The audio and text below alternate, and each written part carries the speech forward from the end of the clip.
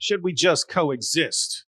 Bible on apologetics, polemics, and evangelism. I find that Christians are usually pretty unanimous on evangelism, not quite as much on apologetics. I do see people, lots of Christians think that it has something to do with apologizing. Like, oh, I'm preaching the gospel. I'm really, really sorry. So I have to do this. And so I see them putting, advertising their sermons, preaching the gospel without apology, like they're against apologetics. No, apologetics has got zero to do with apologizing. And significantly less agreement on polemics. So polemics is, of course, criticizing other positions and showing why they're wrong. Have you seen these bumper stickers? Familiar with these? Now, depending on what you mean by that, it could be a good idea or a really stupid idea. If you mean, hey, let's all coexist, not be slaughtering each other and so on, and that's a pretty good idea, but I don't know why you'd be telling people that in the U.S. Right? We're actually really good at not going around slaughtering each other over our beliefs and so on. And so if you look at history, we're among the best that's ever been on not going around killing each other over disagreements and so on. So I don't know who you're even trying to lecture here. But I don't think that's what they're trying to say. I think it's more along the lines of stop disagreeing with each other and trying to convert each other and telling people what to think and what to believe and just coexist, just get along. You see how hypocritical and stupid that is right there? So Christians are commanded to preach the gospel to people and more, as we're about to see. Muslims are commanded to invite people to Islam and more, unfortunately. But if you tell them, hey, stop doing that, don't do that, that's wrong. You should just get along with people and not be trying to convert them or things like that. What are you doing? You're saying, hey, you guys are wrong. Stop doing what you're doing and change your behavior. And we're going to tell you how to behave. Wait, isn't that what you're telling us not to do? You're doing that. You're lecturing all of us, telling us we're all wrong and that we all need to obey you and see things the way you see them. So kind of hypocritical nonsense there. But it is a pretty common attitude of lots of people. What should the Christian view be on something like this? And the other problem I have with this is if that's what you actually mean, hey, stop trying to tell people they're wrong and stop trying to convert people, then, I mean, it kind of assumes that no one's right on this, except you, of course, right? Because if someone were right, it would make sense for that group to show other groups that they're right. So if you're saying, hey, don't do that, it's like you're assuming that everyone is wrong except you.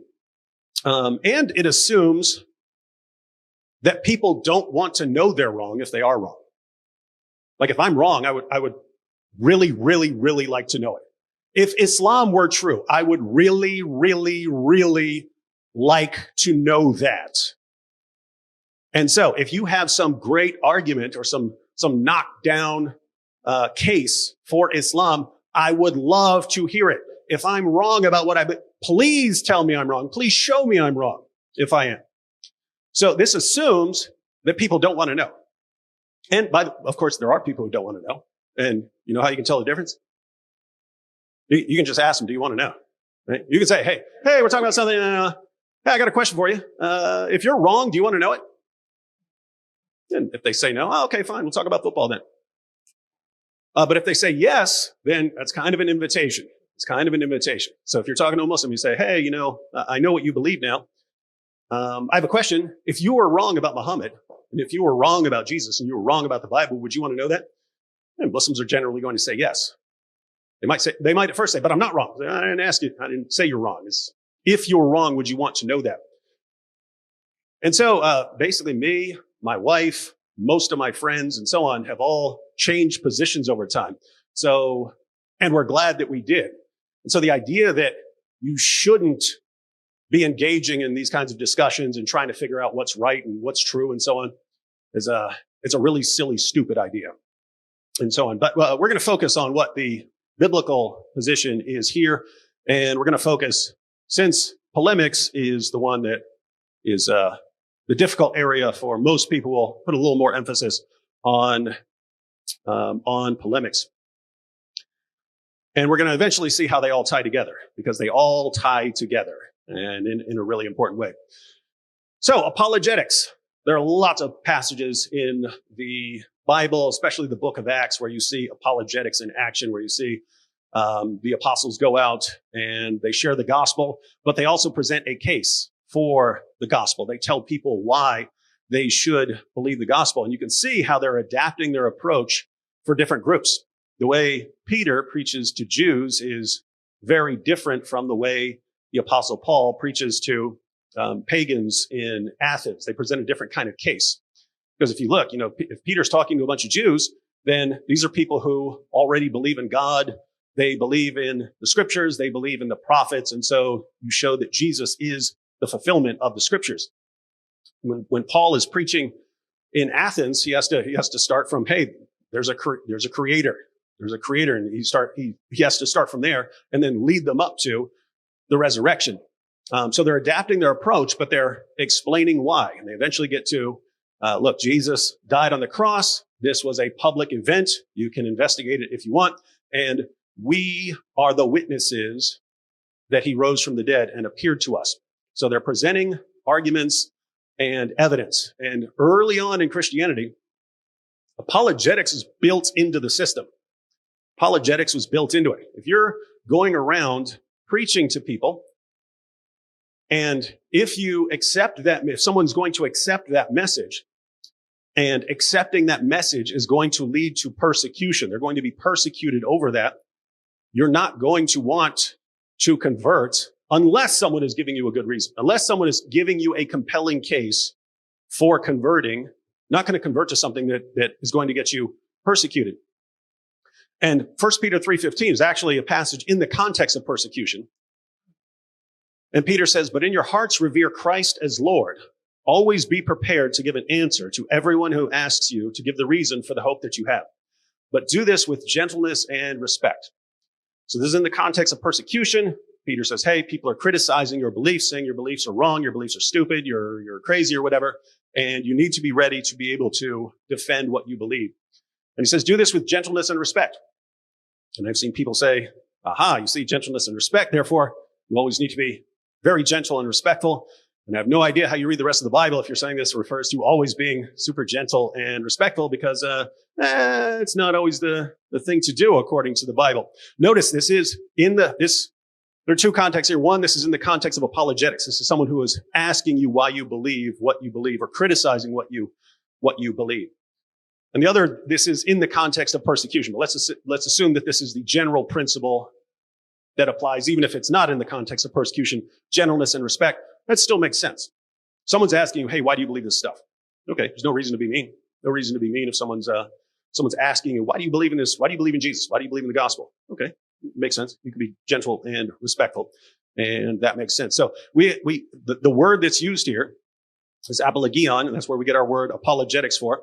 And the word was a Greek word that referred to a defense in court. So the prosecution brings its charges against a person, and the defense would give their speech, their apology, which again is not what we mean by apology. It's the same thing that we find in the Apology of Plato, where Socrates gives his defense of his actions in Athens. If you read the Apology, Socrates is not apologizing for anything. In fact, he enrages them so much when he's criticizing what's going on in Athens that they sentence him to death over it. There was no apologies from Socrates. And then once they find him guilty, they say, hey, Socrates, what should be your punishment? You got to recommend what your punishment was going to be. And he said, free meals for life. So it's like he's trying to tick them off the entire time.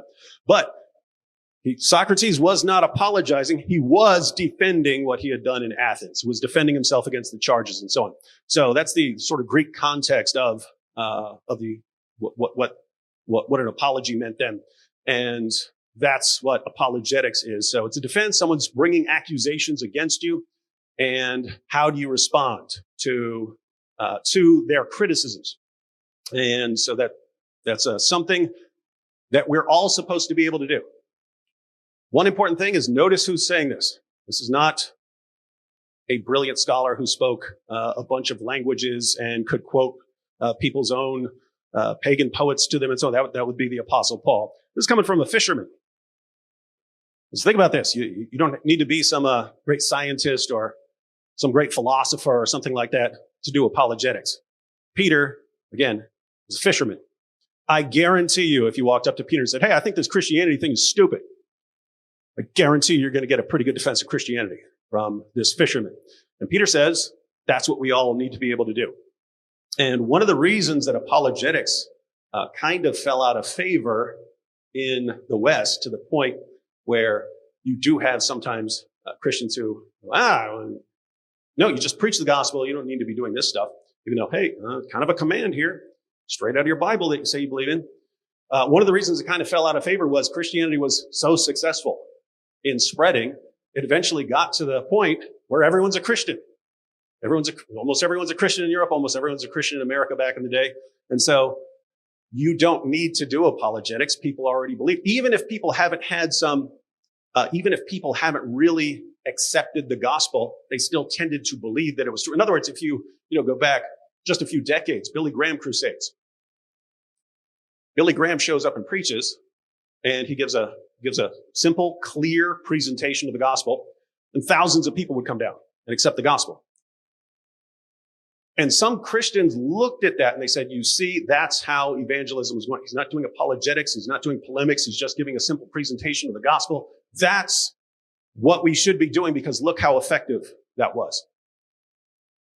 Well, who was Billy Graham talking to? It was generally people who believed it and had never really accepted it and committed to it.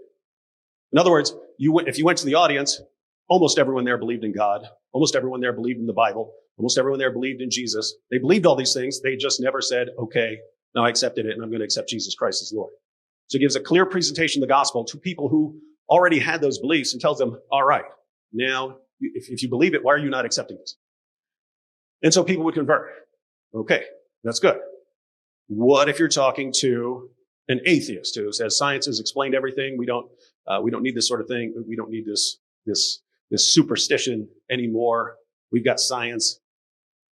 What are you doing if you're talking to a Muslim who believes that Jesus didn't die on the cross, didn't rise from the dead, that he's not Lord, that you're polytheists if you believe in the doctrine of the Trinity, that it would be evil and immoral for Jesus to take the punishment for your sins? What do you do then? Do you not try to show them that your position is actually correct? You just give a simple presentation and say, okay, fine.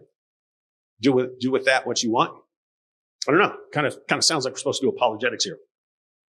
So, apologetics, again, if you look at the way the world has been going, early on in Christianity, apologetics built into the system because you're talking to a bunch of people who are raising various kind of challenges. You're preaching something different. They want to know why you believe it. That's where apologetics comes in. Christianity eventually gets to the point where everyone, at least in certain areas of the world, where Christians, if it isn't really needed anymore, people aren't doing apologetics. And now we're in a very different situation because now everything's getting jumbled up. Now we have the internet where you can talk to people in other parts of the world. They're going to be raising various kinds of challenges. You guys got a problem back there?